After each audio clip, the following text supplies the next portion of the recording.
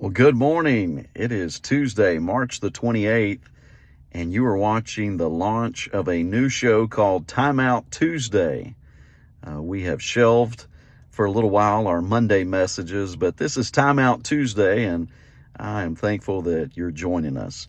So in sports, coaches and players will call timeout to make adjustments, to rethink, to analyze, and give themselves opportunity to plan better and to execute a play better.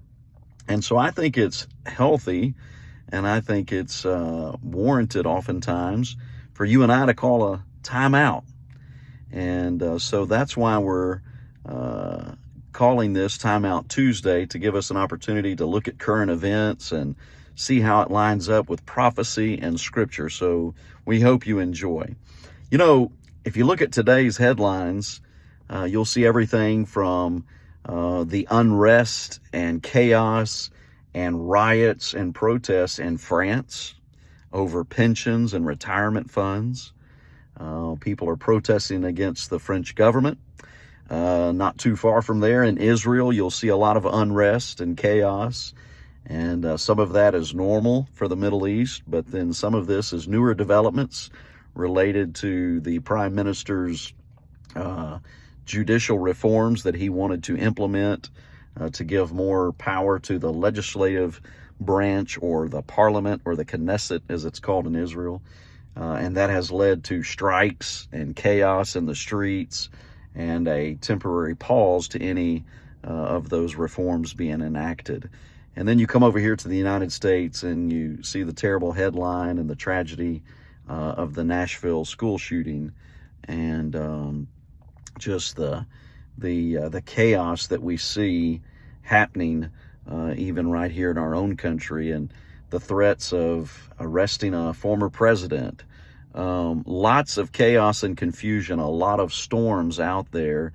And so that causes me to think about what the Gospel of Mark tells us about the storm. In Mark chapter 4, beginning at verse 35, it says, "On that day when evening had come, he told them, 'Let's cross over to the other side of the sea.' So they left the crowd and took him along, since he was already in the boat.